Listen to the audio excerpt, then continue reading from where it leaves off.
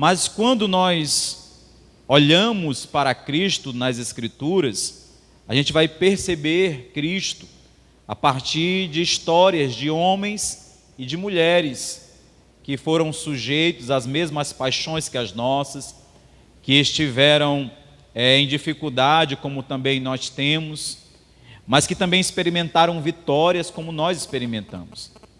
E a gente vai observar que muitos desses homens, dessas mulheres, tiveram que tomar decisões, tiveram que experimentar situações, e ao experimentar essas situações, eles estiveram mais próximos de Deus ou mais distantes de Deus. Então, nós vamos, ao olhar para estes personagens, nos perguntar: quem somos nós? Quem é que nós somos diante dessas situações? O que nós faríamos? E aí a gente vai se deparar, por exemplo, com a história de Caim e de Abel, como nós nos assemelhamos a eles em alguns momentos, quem nós somos como adoradores. A gente vai se deparar, por exemplo, com a história de Abraão e de Ló. O que nós faríamos se nos fossem colocadas propostas para escolhermos para onde nós iríamos?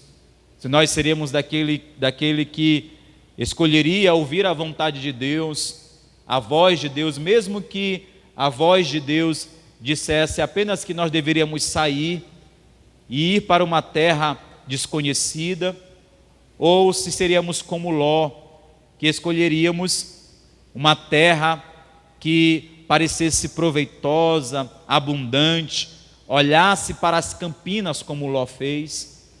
Se nós, por exemplo, estivéssemos diante de escolhas das bênçãos que Deus tem reservado para nós, o que nós faríamos? Agiríamos como Esaú ou como Jacó? Nós seríamos imediatistas como Esaú, ao ponto de alimentar a nossa carne naquela hora? Ou teríamos paciência como Jacó, a esperteza de Jacó para receber mais de Deus? Se nós tivéssemos a oportunidade, por exemplo, de experimentar o sofrimento que Ana experimentou ao ali esperar uma bênção da parte de Deus, nós seríamos perseverantes como Ana? Ou seríamos pessoas que agiriam como Penina, ao receber a bênção de Deus, olhar para aquele outro que não tem e debochar e rir daquele que não tem a bênção? Se nós tivéssemos a oportunidade de reinar sobre um povo, de liderar sobre um povo, nós seríamos como Saul ou como Davi? Nós pensaríamos em nós ou pensaríamos em Deus? Honraríamos o nosso eu ou honraríamos o nosso Senhor? Se nós estivéssemos, por exemplo, diante de uma situação como Marta e Maria, que andaram com Jesus, que receberam Jesus em sua casa, nós agiríamos como Marta, ocupada e preocupada com as coisas, ou agiríamos como Maria, uma mulher que foi encontrada sempre aos pés de Jesus? E se tivéssemos diante de uma situação onde negássemos a Jesus, nós seríamos traidores como Judas, ou seríamos traidores como Pedro? Porque ambos traíram a confiança de Jesus, ambos negaram a Jesus em situações diferentes, em situações oportunas, mas um se arrependeu e o outro perdeu a sua vida por causa da sua ganância. E como obreiros, nós seríamos elogiados por Paulo como Gaio, ou seríamos olhados com desprezo e como aqueles que trazem mal à igreja, como Diótrefes? Quem nós seríamos? Quem somos nós diante dessas circunstâncias? Quem somos nós no reino de Deus? Então a ideia não é nós estudarmos separadamente cada personagem, mas estudarmos personagens antagônicos, personagens que viveram situações parecidas e tomaram decisões diferentes, tiveram posturas diferentes. E nós vamos perceber, irmãos, que às vezes quando a gente está estudando um personagem bíblico, a gente sempre se identifica com o melhor personagem. É que nem quando a gente está assistindo um filme, a gente sempre quer ser o artista, a gente não quer ser o bandido. Quando a gente está lendo uma história bíblica, a gente sempre acha que a gente é o bonzinho da história. A gente sempre vai achar que aquele solo bom somos nós, e nós nunca nos identificamos com o solo ruim. A gente sempre vai nos ver como Davi e nunca como Golias. Mas se a gente olhar com cuidado, a gente vai perceber que a gente tem um pouquinho do lado ruim desses personagens e a gente também tem um pouquinho do lado bom desses personagens. E que cabe a nós fazer escolhas. Que cabe a nós, pela graça de Deus, se perguntar quem eu quero ser no reino de Deus. Que atitude que eu vou tomar? Como é que eu vou agir? De que maneira eu vou me comportar? E hoje, para a gente começar essa série de estudos bíblicos, nós vamos estudar sobre dois adoradores, Caim e Abel. E aí a gente vai, durante esse desenrolar da história, se perguntar: qual é o nosso perfil de adorador? Como é que nós adoramos a Deus? Nós adoramos a Deus como Caim ou nós adoramos a Deus como Abel? E para isso a gente vai olhar para a Bíblia e vai ver o que a Bíblia tem para nos dizer. E eu queria que nós lêssemos Gênesis capítulo 4, que é o texto que fala do momento aonde estes dois homens adoraram a Deus. Nós estamos falando aqui, naquele momento, de 50% da população mundial, né? Nós estamos falando aqui da metade da população mundial, em Gênesis capítulo 4. Tinha aqui, segundo as Escrituras, seus pais, Adão e Eva, e Caim e Abel. E a gente vai observar, porque todo mundo já conhece essa história, de que houve ali um grande desentendimento, e esse desentendimento trouxe a morte de Abel. Gênesis capítulo 4, versículo 1 diz assim: coabitou o homem com Eva, sua mulher. Esta concebeu e deu à luz a Caim. Então disse: adquiri um varão com o auxílio do Senhor. Depois deu à luz a Abel, seu irmão. Abel foi pastor de ovelhas e Caim lavrador. Aconteceu que no fim de uns tempos, trouxe Caim do fruto da terra uma oferta ao Senhor. Abel, por sua vez, trouxe das primícias do seu rebanho e da gordura deste. Agradou-se o Senhor de Abel e de sua oferta, ao passo que de Caim e de sua oferta não se agradou. Irou-se, pois sobremaneira Caim, e descaiu-lhe o semblante. Então lhe disse o Senhor: por que andas irado? E por que descaiu o teu semblante? Se procederes bem, não é certo que serás aceito? Se todavia procederes mal, eis que o pecado jaz à porta. O seu desejo será contra ti, mas a ti cumpre dominá-lo. Disse Caim a Abel, seu irmão: vamos ao campo. Estando eles no campo, sucedeu que se levantou Caim contra Abel, seu irmão, e o matou. Disse o Senhor a Caim: onde está Abel, teu irmão? Ele respondeu: não sei. Acaso sou eu tutor do meu irmão? E disse Deus: que fizeste? A voz do sangue de teu irmão clama da terra a mim. És agora, pois, maldito por sobre a terra, cuja boca se abriu para receber de tuas mãos o sangue de teu irmão. Quando lavrares o solo, não te dará ele a sua força. Serás fugitivo e errante pela terra. Então disse Caim ao Senhor: é tamanho o meu castigo que já não posso suportá-lo. Eis que hoje me lanças da face da terra, e da tua presença hei de esconder-me. Serei fugitivo e errante pela terra. Quem comigo se encontrar me matará. O Senhor, porém, lhe disse: assim qualquer que matar a Caim será vingado 7 vezes. E pôs o Senhor um sinal em Caim, para que o não ferisse de morte, quem quer que o encontrasse. Retirou-se Caim da presença do Senhor e habitou na terra de Nod, ao oriente do Éden. Amém? Louvado seja Deus. A gente está aqui, irmãos, diante de uma história bíblica que fala do momento aonde Moisés ele narra o momento em que Eva ela vai coabitar com seu esposo, com Adão, e então ela vai dar à luz ao seu primeiro filho, Caim. Você deve imaginar que não deve ter sido um momento fácil para Eva. Ela não tinha ninguém para orientá-la ali, que já tivesse uma experiência. Ela não tinha ali ninguém para lhe ajudar no parto, a não ser o seu próprio esposo. Mas a Bíblia diz que ela tem um filho e ela se alegra, e então ela diz: adquiri um varão com o auxílio do Senhor. Adquiri um varão com o auxílio do Senhor. E depois ela vai dar à luz a Abel, o seu irmão.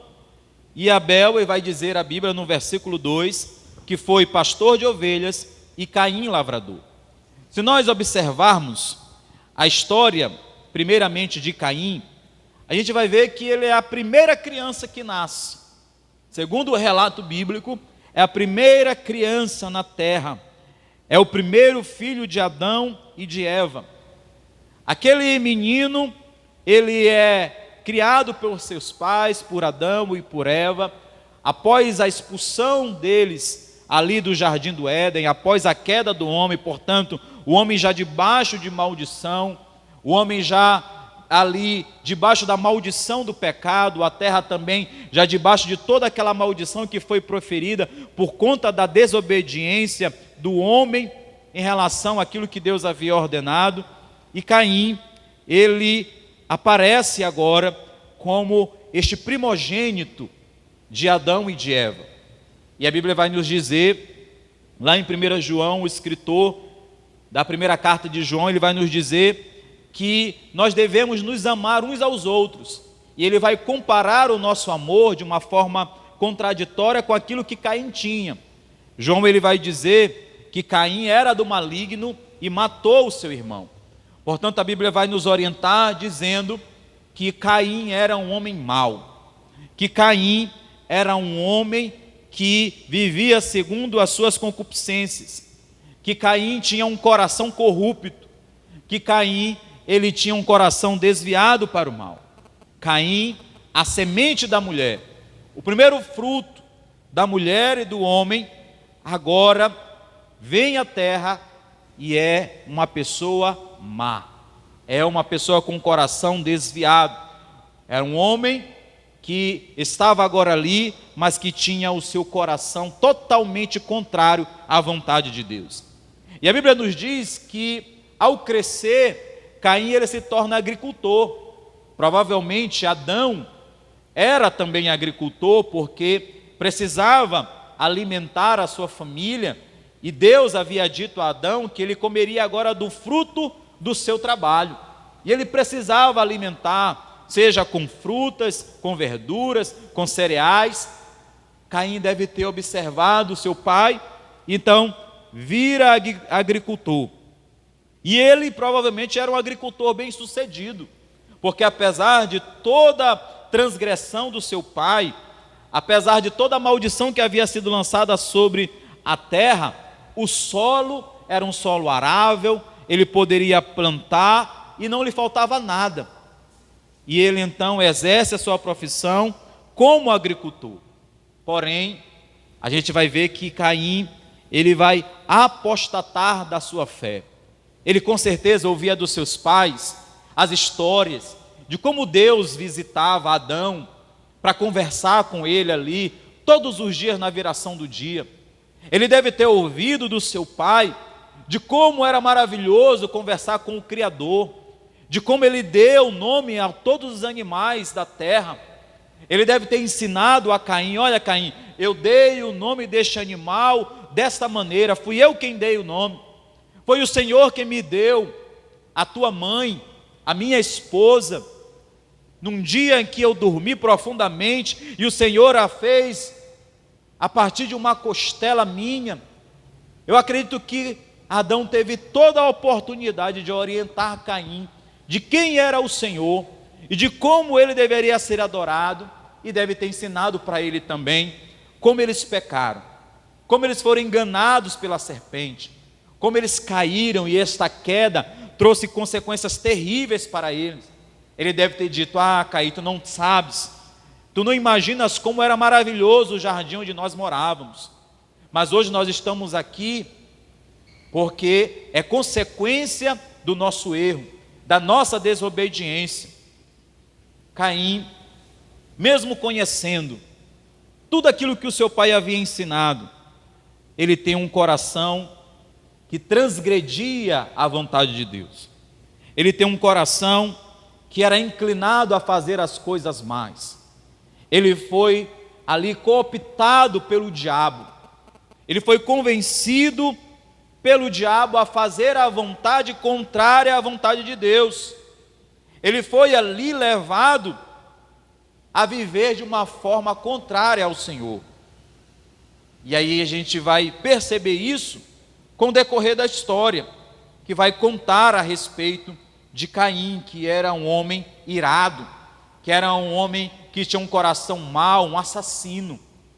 E o assassinato, ele não é algo que acontece de repente. Geralmente ele é tramado dentro da maldade que existe no coração do homem.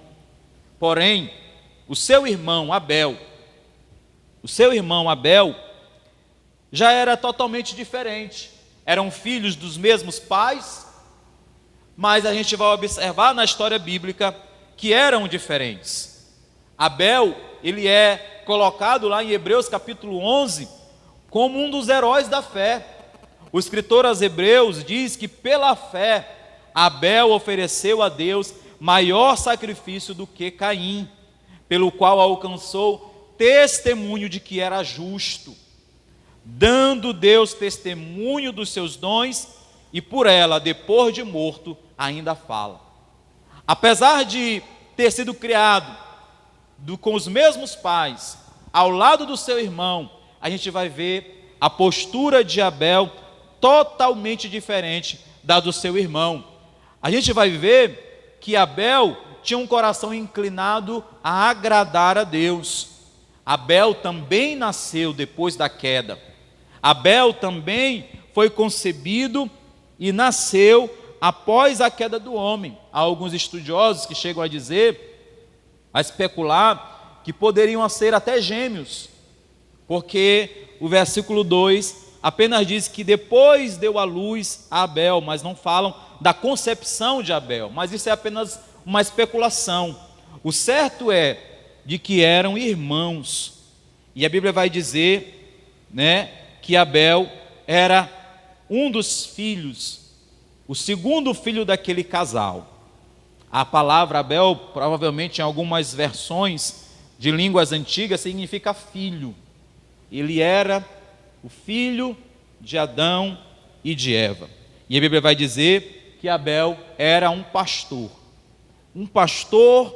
de ovelhas, um pastor de animais. O versículo 2 vai dizer que Abel foi pastor de ovelhas. Ele cuidava dos animais, ele cuidava ali, livrando os animais das feras selvagens, ele cuidava para levar os animais para pastarem em lugares onde tinha alimento suficiente, ele levava aqueles animais para beber a água em águas tranquilas. Ele era um homem que cuidava das suas ovelhas. Mas a Bíblia vai nos dizer, queridos, que Abel, ele tinha um caráter justo, ele tinha um caráter segundo a vontade do Senhor. E o fato de Abel ter oferecido um sacrifício diferente do seu irmão, faz dele um tipo de Cristo, faz ele uma figura que nos lembra Cristo. Daí aquilo que eu disse para os irmãos, que a Bíblia fala de Jesus em todo o tempo, que nós olharmos para as Escrituras, nós encontraremos Cristo. Não diz o ditado que todo caminho deve levar a Roma? Todo caminho nas Escrituras deve levar a Cristo, deve levar ao conhecimento do Senhor. E Abel, ele era um tipo de Cristo, ele tipifica o Messias, porque ele aparece aqui como alguém que sofre, como um servo sofredor, como alguém que é oferecido em sacrifício, como o Cordeiro de Deus foi oferecido em sacrifício. E ele também vai testificar a respeito da necessidade de um sacrifício de sangue ser derramado. Então a gente conhece aqui, de uma forma bem superficial, os dois irmãos, Caim, um agricultor, mas que tinha um coração inclinado para o mal, e Abel, um pastor de ovelhas, mas que era um homem justo. E aí então a gente vai ver que as Escrituras vão nos dizer que no fim de uns tempos, o versículo 3 diz: trouxe Caim do fruto da terra uma oferta ao Senhor. Então Caim vai cultuar a Deus. Como eu disse aos irmãos, eles aprenderam com seus pais que eles deveriam cultuar a Deus. Eles aprenderam que vocês foram criados para glorificar o Senhor, para adorar a Deus. O propósito da criação do homem é adorar a Deus. Eles aprenderam. Então Caim resolve oferecer um culto a Deus. O versículo 3 diz que ele resolve levar o fruto da terra, do fruto da terra uma oferta ao Senhor. E então ele vai cultuar a Deus com aquilo que era o fruto do seu trabalho. Porém a Bíblia vai dizer que o sacrifício de Caim, a oferta de Caim, ela é rejeitada. O versículo 3 do capítulo 4 vai nos dizer exatamente isso, que ele oferece o fruto da sua terra. E então, lá na frente a Bíblia vai nos dizer que o Senhor rejeita a sua oferta. E Abel também pôs-se a cultuar ao Senhor e ofereceu as primícias do seu rebanho e da gordura destes. E o versículo 4, na parte final, vai dizer que agradou-se o Senhor de Abel e de sua oferta. O início do versículo 5 diz que, ao passo que de Caim e de sua oferta, não se agradou. A Bíblia é bem clara em dizer que Deus se agradou do culto de Abel, do sacrifício de Abel, mas não se agradou do culto e do sacrifício de Caim. Alguém pode dizer, pensar, especular, que foi porque Abel ofereceu um animal, derramou o sangue daquele animal, e outro vão dizer que é pelo fato de Caim ter oferecido ali cereais, frutas ou verduras. Na verdade, a gente vai observar, irmãos, que o que é reprovado em Caim não é o que ele oferece, mas a sua atitude em oferecer. A atitude de Caim é que é reprovada, porque lá no livro do profeta Jeremias, a gente vai ver Deus falando que ele rejeita também ofertas de animais que eram oferecidas a ele, porque as pessoas iam com o coração inclinado para aquilo que era errado. Então Deus está nos ensinando que não é o que ofertamos, mas como ofertamos. Que Deus estava reprovando Caim, não por aquilo que ele estava oferecendo, mas como estava oferecendo. Que o pecado estava presente na sua vida, que ele tinha a sua atitude reprovada, que o seu coração era mau, que o seu coração era inclinado a fazer aquilo que era diferente. E aí, irmãos, eu imagino aqui junto com vocês, que provavelmente aquilo que Adão e sua esposa ensinaram aos seus filhos foi de como eles deveriam adorar a Deus, de que deveria ter uma maneira correta de adorar ao Senhor. E Caim faz justamente o contrário daquilo que lhe foi ensinado. Ele não vai fazer da maneira correta, ele vai oferecer com um coração inclinado ao mal. É como se nós colocássemos aqui, irmãos, e percebêssemos de que Caim estava oferecendo qualquer coisa, de qualquer maneira. O sacrifício de Caim, ele representa aqui o esforço do homem. Às vezes nós nos esforçamos de oferecer do jeito que nós quisermos, da maneira que nos apraz, que nos dá prazer. A gente quer oferecer um culto ao Senhor de qualquer jeito. Desse jeito tá bom. Se Deus quiser é assim. Se Ele quiser aceitar é desse jeito. Mas a Bíblia vai nos ensinar que para ser um adorador de Deus, um adorador que adora em espírito e em verdade, nós precisamos ter um coração puro e quebrantado diante da presença de Deus. Nós precisamos ter uma atitude sincera e verdadeira diante do Senhor, porque senão nós seremos reprovados, porque senão o nosso sacrifício não será aceito. Agora o seu irmão, quando vai oferecer, Abel vai oferecer a sua oferta, a Bíblia vai dizer que Abel ele oferece uma oferta que é agradável a Deus, que Deus se agrada da sua oferta. Por quê? Porque ele vai com um coração sincero, com um coração cheio de amor. Volta a repetir o que o escritor aos Hebreus diz no capítulo 11, que as suas obras eram justas. Ele era um homem íntegro, era um homem fiel, e Deus dá valor à integridade do coração. Deus dá valor à nossa fidelidade. E é por isso que a gente vai ver Deus elogiando, por exemplo, Jó. Deus elogia Jó pela sua fidelidade, pela sua integridade, pela sua sinceridade, dizendo que ele era um reto e um homem temente a Deus e um homem que se desviava do mal. A oferta ela tem valor com aquilo que é expressado de quem oferece.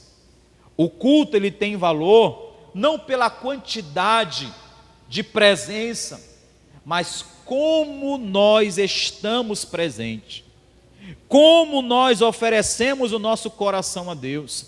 Você pode saber, irmão, todos os hinos, você pode conhecer todas as músicas, você pode estar em todos os cultos, mas se a presença, a forma que você estiver na presença de Deus, não for de uma forma que agrade ao Senhor, de uma forma justa, de uma forma sincera, de uma real intenção de adorar a Deus, a sua e a minha adoração não serão aceitas se o nosso coração estiver inclinado para o mal. Se nós estivermos fazendo por porfia, se nós estivermos fazendo para mostrar para alguém, não será aceito. Não adianta, irmãos, nós adornarmos o templo, termos os melhores equipamentos, os melhores músicos, os melhores cantores, cantarmos as melhores músicas, se o nosso coração não for um coração sincero.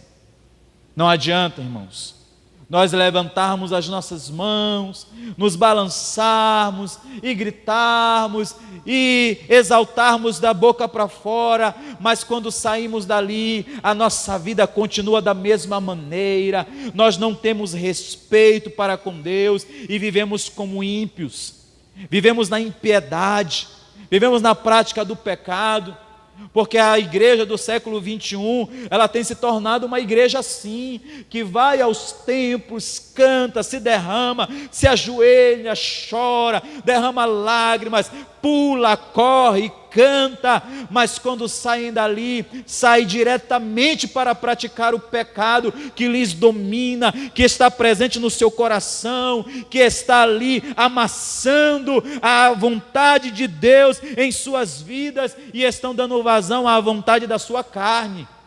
Esse tipo de adoração pode fazer até bem para nós, no sentido de nós nos sentirmos bem.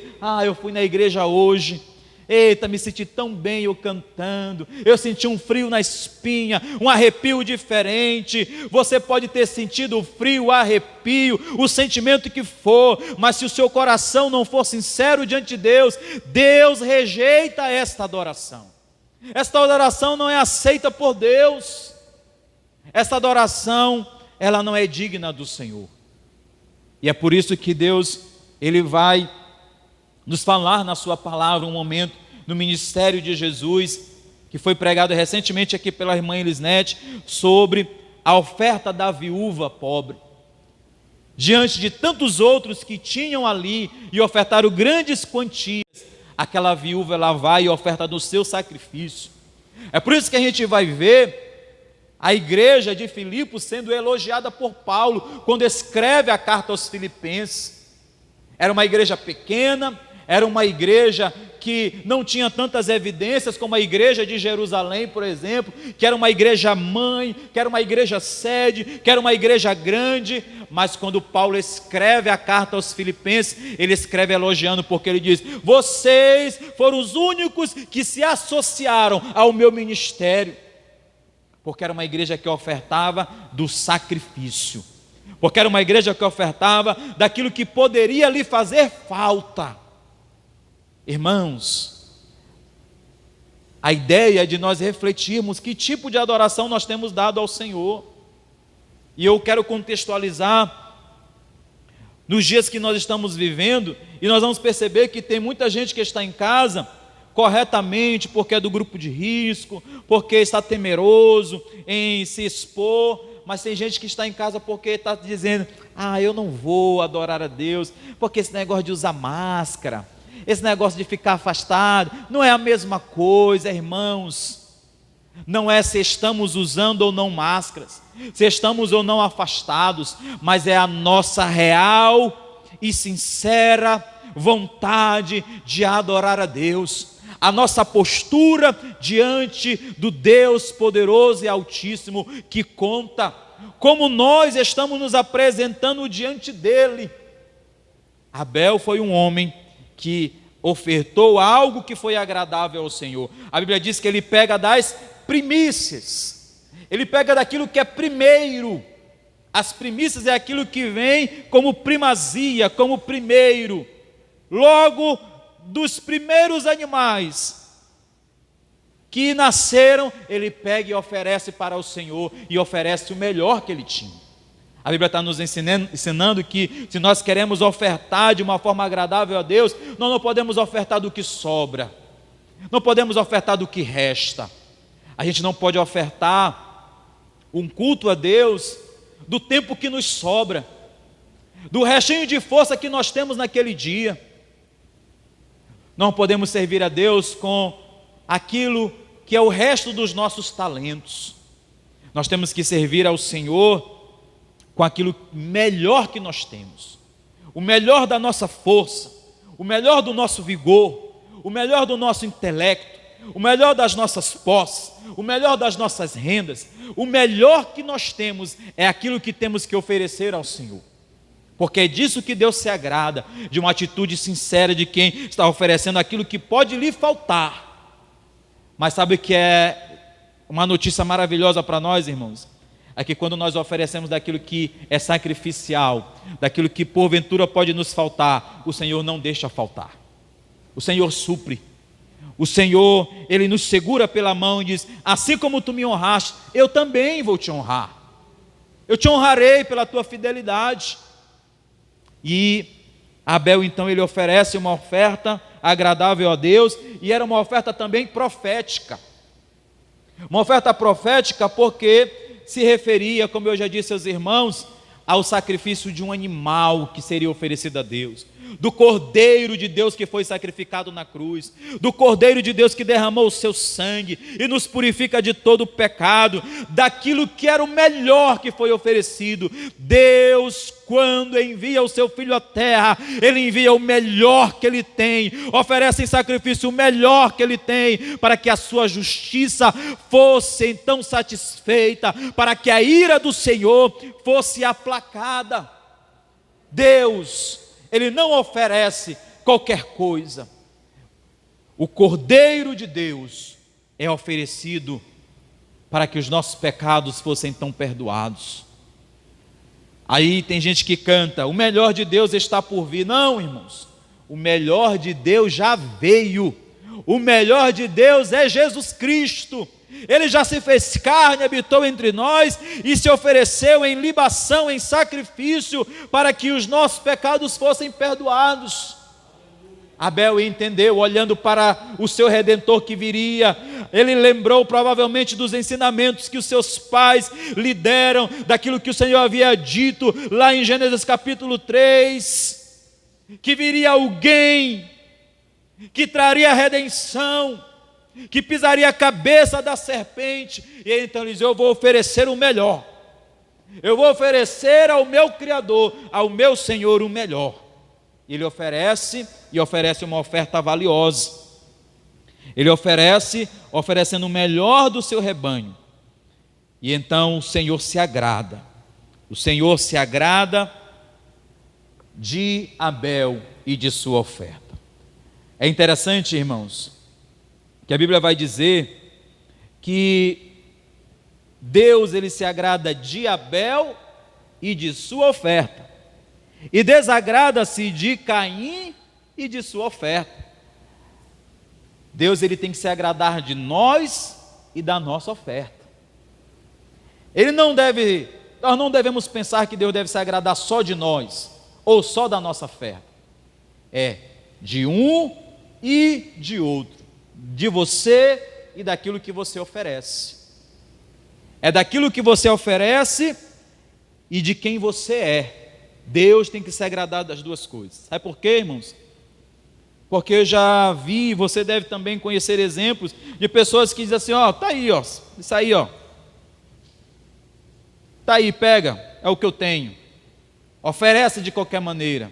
Vou dar essa esmola. Vou dar esse donativo aí, ó. A gente vê isso nas campanhas de doação, por exemplo, de roupas.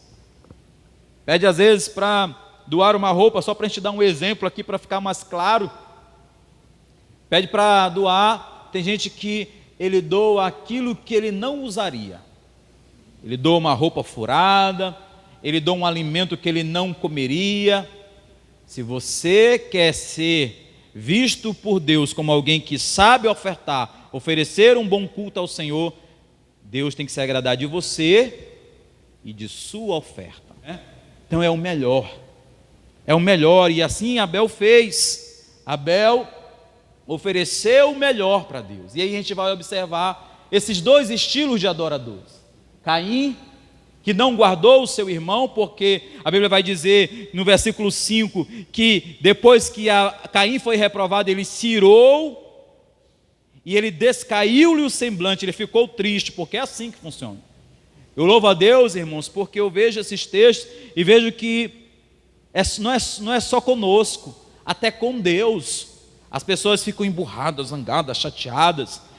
Seu filho não fica chateado só com você, tem gente que fica chateado com Deus. Descaiu-lhe o semblante, ficou triste. Então o Senhor foi e perguntou: por que andas irados? E por que caiu o teu semblante? Deus vai lá e perguntou: meu filho, qual o teu motivo de estar zangado? Por que tu está triste? Você fez errado. Deus, ele não vê aquilo que é errado de uma forma certa, irmãos. Deus não passa os panos. O que é errado para Deus foi errado no passado e continuará sendo errado hoje e no futuro. E ele não vai dizer que está certo para agradar alguém. Da mesma maneira, isso serve para nós que estamos lidando. Ah, pastor, mas o contexto é outro, a cultura é outra, a situação é outra, mas os princípios são os mesmos. Os princípios são os mesmos. E Deus, ele sempre vai confrontar o homem quando estiver errado. Às vezes ele vai usar a palavra, uma pregação, às vezes ele vai usar alguém para lhe dar um conselho, uma situação, mas ele sempre vai nos confrontar naquilo que nós estamos errados. Eu não sei vocês, mas eu tenho muito essa experiência de quando eu vou orar a Deus sobre alguma coisa, tipo assim, vou fazer uma reclamação: Senhor, essa situação tal, na hora que eu estou falando, Deus já está dizendo: tu que está errado, o que está errado é tu. Na hora que você está orando, Deus já está te mostrando onde é que está a falha, onde é que está o erro. E a gente precisa se deixar ser confrontado por Deus, porque Ele sabe o que é melhor para nós. E aquilo que faz mal para nós, Deus quer que nós abandonemos. E então Caim ficou triste, ficou zangado, e Deus disse para ele no versículo 7: se procederes bem, não é certo que serás aceito? Se todavia procederes mal, eis que o pecado jaz à porta, o seu desejo será contra ti, mas a ti cumpre dominá-lo. O que Deus estava dizendo é: meu filho, se você fizer certo, você vai ser aceito, mas se não, você vai ser reprovado. E ele vai dizer: olha, o teu desejo está aí contra ti, agora você tem que dominá-lo. O que Deus está nos dizendo é que às vezes, irmãos, vai vir mesmo a ira, vai vir mesmo aquela vontade ruim, mas o que a gente tem que fazer? Dominar. A gente tem que aprender a dominar, e o domínio próprio é algo que nós precisamos trabalhar em nós. Dominar quem nós somos, dominar a vontade de fazer aquilo que é contrário a Deus. E foi esse o conselho que Deus deu a Caim. E Caim, ele trama, e ele chama o seu irmão, ele premedita o crime com inveja. A inveja, a ira, produz o assassinato. E aí ele vai e convida o seu irmão, ele trama, e ele convida Abel para passear no campo. E lá, de uma forma muito dissimulada, ele mata o seu irmão. Matou o seu irmão.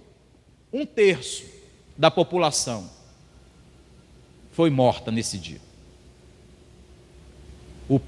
Os 2 únicos irmãos que tinham, um mata o outro. Deus estava representando aqui nesse texto como é mau o coração do homem, como nós somos pecadores. E ele o matou, e Deus então vai questioná-lo. Versículo 9: onde está o teu irmão? E ele respondeu: não sei, acaso sou eu o tutor do meu irmão? Ele era saliente, irmãos. Caim era saliente. Ele responde de uma forma desaforada para Deus: por acaso sou eu o tutor do meu irmão? Era ele querendo usar um álibi: olha, eu não estou aqui para cuidar dele. E ele tenta então se esconder, dizendo que não era aquele que deveria guardar o seu irmão, dizendo: eu não sou aquele que deve guardar o meu irmão. E então Deus responde para ele que a voz do sangue de Abel estava clamando por justiça, estava subindo diante de Deus. Se Caim tivesse uma atitude diferente, se arrependesse ali, com certeza o nosso Senhor o teria perdoado, mas a sua atitude ainda foi mais arrogante. Ele se ira, ele tem inveja, ele trama o assassinato do seu irmão, mata. Quando é questionado por Deus, ao invés de se arrepender, ele demonstra ainda que o seu coração era pior. E então, ele não se humilha com tristeza e arrependimento. E o que acontece depois disso é que ele é amaldiçoado. O que Deus está nos ensinando, irmãos? É que todo pecado será julgado e terá suas consequências. Todo pecado será julgado e terá suas consequências. Não pensemos nós que é porque nós estamos vivendo no tempo da graça, que os pecados não serão julgados e que nós não teremos consequências. Tem gente que programa o pecado, ele agenda o pecado, e ao agendar o pecado, ele se prepara para o pecado, ele pratica o pecado, e naturalmente ele vive convivendo com o pecado, e acha que não terá consequência, porque ele diz: depois eu me arrependo e peço perdão para Deus. Isso é banalizar a graça de Deus, isso é não ter respeito com o sacrifício de Cristo. Se nós amamos verdadeiramente a Deus, nós devemos viver de uma forma que o agrade, de uma forma que o honre. E o pecado então foi julgado, e então ele é amaldiçoado. Abel, totalmente o contrário, apesar de que nesse momento da história ele já está morto, mas a gente vai ver que a Bíblia vai testemunhar que Abel foi um homem justo, foi um homem que agradou a Deus. É o primeiro mártir da Bíblia, porque ele morre porque simplesmente ele agradou a Deus. Ele é assassinado porque ele resolveu adorar a Deus, e ele se torna o primeiro mártir e é colocado na galeria dos heróis da fé de Hebreus capítulo 11. Ele é lembrado até hoje como um verdadeiro adorador, um adorador que adorou o seu Deus da melhor maneira possível. Louvado seja Deus. Portanto, essa história, irmãos, vai nos ajudar a compreender que tipo de adorador nós somos. E aí a gente aprende algumas lições. Quais foram as lições que nós aprendemos? Que nós não podemos oferecer qualquer culto a Deus. Deus não recebe qualquer culto. Não, Deus não recebe qualquer culto. Não é de qualquer maneira. Nós aprendemos também que Deus não aceita a adoração de alguém com o coração cheio de ódio e de inveja. Deus não aceita uma adoração de alguém que está com o coração sujo, cheio de inveja, cheio de ódio, cheio de amargura. Tem gente que às vezes fica se perguntando: eu não sei por que eu não sou batizado com o Espírito Santo. Às vezes é porque o coração é duro, às vezes porque o coração é invejoso, às vezes porque o coração é cheio de ódio, cheio de coisas no passado que nunca liberou perdão. Nós estamos cansados, infelizmente, de ver aí exemplos na mídia, irmãos, de pessoas que maltratam outros no nome de Deus e dizem: eu sou servo de Deus, porque o coração está sujo. A gente aprende também, irmãos, que nós devemos aceitar as exortações de Deus. Deus ensinou aqueles homens, e depois Deus confrontou a Caim, o exortando, perguntando, e ele não aceitou a exortação de Deus. Nós aprendemos também que aquele que maquina ou pratica o mal tem a sua adoração rejeitada. Se alguém pensa que está adorando a Deus, maquinando mal, tramando contra o seu irmão, ele está perdendo o seu tempo. Está perdendo o seu tempo. Pastor, e tem gente que faz isso, irmão, tem gente que abre até a igreja maquinando mal. Quanto mais um culto. Então nós precisamos olhar que tipo de propósito nós estamos tendo no reino de Deus. E a gente aprende também, irmãos, que quem tenta esconder o seu pecado sofrerá as consequências. O que foi que Caim fez? Ele tramou a morte do seu irmão, matou o seu irmão, enterrou o corpo, escondeu aquele corpo. Quando Deus questionou onde é que ele estava, o que foi que ele respondeu? Por acaso sou eu o tutor do meu irmão? Ele ocultou o seu pecado. E quando alguém oculta, esconde o seu pecado, ele sofrerá as consequências. Pastor, e quem não esconde sofrerá? Sofrerá também, mas a Bíblia vai nos dizer que Deus não rejeita um coração quebrantado e contrito. As consequências virão, mas se você confessar o seu pecado e deixar, você obterá o perdão, você terá reconciliação com Deus, você terá paz de espírito, você terá a sua alegria renovada. As consequências virão, mas você vai ter a certeza: eu tenho paz com Deus. Então a gente aprende essas lições com esses dois adoradores. E cabe a pergunta: quem que nós queremos ser no reino de Deus? Que tipo de adoradores nós queremos ser? Nós queremos continuar adorando da mesma maneira que nós estamos, ou nós queremos melhorar? Nós queremos adorar como Caim, ou queremos adorar como Abel? Quem nós queremos ser? Que tipo de adorador nós queremos ser na casa do Senhor? Como é que nós queremos ser lembrados? Que tipo de servo de Deus ou de serva de Deus queremos ser? Cabe a nós a escolha, cabe a nós a atitude de mudança para sermos melhores adoradores do Senhor. Amém, meus irmãos? Que Deus nos ajude, que Deus nos abençoe, que Deus nos dê graça e que o Senhor nos direcione a fazer a sua vontade em nome de Jesus. Amém?